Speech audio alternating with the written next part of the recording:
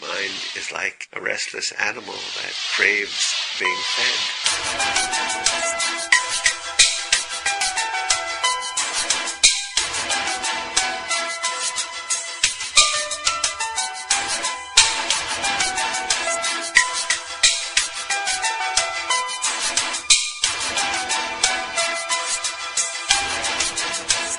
This looks like Manhattan almost.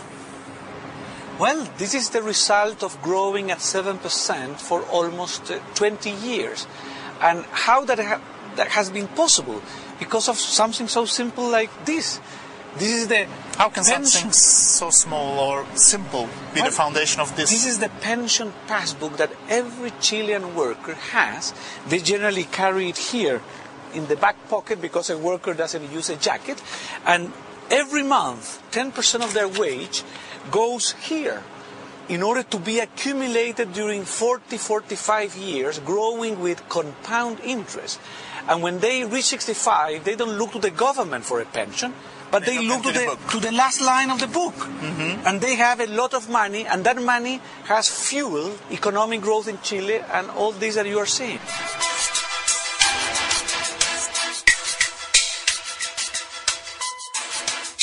How come you decided to work with the government of General Pinochet in the 70s? I was at Harvard during the years in which the Chilean crisis happened. And I had to decide, and maybe it was the most difficult decision in my life, of whether to stay forever as a professor, something that I really love. I love to teach, I love to study, or to come back to help my country, to go back toward a democratic system, at the same time to solve the problems of poverty and underdevelopment. It was a very difficult decision, but I do believe that if you have the privilege of having a good education, and if you can make a difference for your country, you should go back and fight with all the risks. The whole experience could have ended in a terrible way. It's very difficult to transform an authoritarian government that came because of a civil war into a democratic one. There are very few examples in the world. But yet I thought it was what I should do from a moral point of view. It was difficult because I am a man who loves freedom. I love democracy. I love free markets. Chile had nothing of that. We were a semi-socialist country with an authoritarian government. Immediately after a quasi-civil war, the country was destroyed, the economy was in crisis. But I felt it was my moral duty to come back and try to help my country, always loyal to my principles, of course. And that's what I did.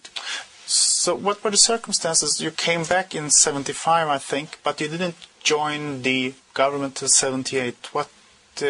Under what circumstances were you recruited? Well, I came back with a Harvard PhD that is very prestigious in Chile to teach at the university. But I said I will not be able to make a difference only staying at the university, writing books, writing papers.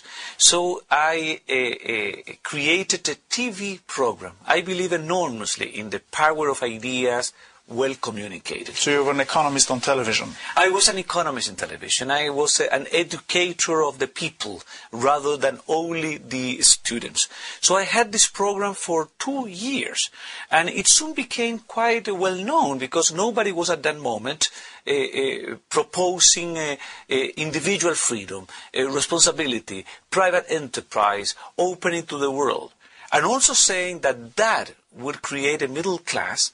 And that middle class will like to have democratic processes, because once you create a middle class, they want the rule of law in order to protect their lives, in order to protect property. So it was a very unusual message, until one day I am invited to give a conference at the university. It was the annual big conference. Everyone in Chile was there. Several ministers were there.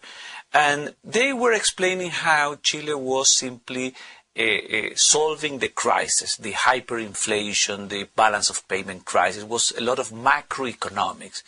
So I decided to do something completely different. Mm-hmm. I said, why don't we think about the Chile of the next 10, 20 years? Why we had this social desperation that led ultimately to the destruction of democracy? Because we are a poor country. there is so much desperation in the people that cannot go up in the ladder of economic well-being. So no social mobility. No social mobility. You cannot redistribute income in a very poor society in order to solve poverty. The only way is fast economic growth, as the European countries and America had in the 19th century. So for the first time in Chile, I said, Chile is a country that can grow at 7% a year for 10, 20 years. I want to remind you that my country had always had growth of 2, 3%. You understand, when you grow at 3% a year, and your population grows at 2% a year. So it's only 1% exactly. unit year growth. Exactly. Yeah. So imagine a typical worker who is poor, whose wage go up from 100 to 101 the next year. You don't see the difference. So even though the political process offered people, we elect me and I will solve poverty, that doesn't happen. The only way is for the country to have fast economic growth. So you, I mean, in a way, you reverse the formulation of the problem from a macroeconomic to an individual level. Exactly. Instead of being the political process the solution, I said, if we unleash the energies of the people, if we eliminate the incredible regulation that we had from the Spanish monarchy, remember, we come from the Bourbons in Spain. You see, everything was centralized in Madrid, and our colonial system was incredibly centralized. So I said, why don't we go to a system where you give freedom to the people? You cannot imagine what a free people can do. And this speech you made attracted the interests of the military government and the generals. Well, it was very interesting. In the audience, there was a Navy man, an admiral, who was at the same time the Minister of Planning of the military government. And I had never had any relation with the military government. I had never seen the president. I was just coming from Harvard. You can imagine I was a humanist. I love to see the human being at the center of the universe. So my speech was quite different from what they had heard. And at the end of the conference, where I said Chile can be a developed country, can have a democracy, can have a middle class, can have full employment, but if we do the following 10, 15 reforms, this is not a miracle. That admiral came to me and said, this is incredibly interesting. Your colleagues, the so-called Chicago boys, are more technocratic. They talk about numbers, balance of payment, monetary system. But you're talking about human freedom, human dignity, democracy, free society. Would you like to give the conference to the president of Chile, General Pinochet, whom I had never seen? I had only seen him with those dark glasses, like a little fear of him. I was only 28 years old. I was very young. Maybe I was bold. So you accepted the challenge? I accepted the challenge. I said, well, if I can change my country and I have to give a conference to General Pinochet or to President Allende or to whoever, I will give it. I am a non-partisan person. I believe in freedom. I believe in dignity. I believe in equality of opportunity. I believe in democracy. So he said, okay, the next day. So the day after?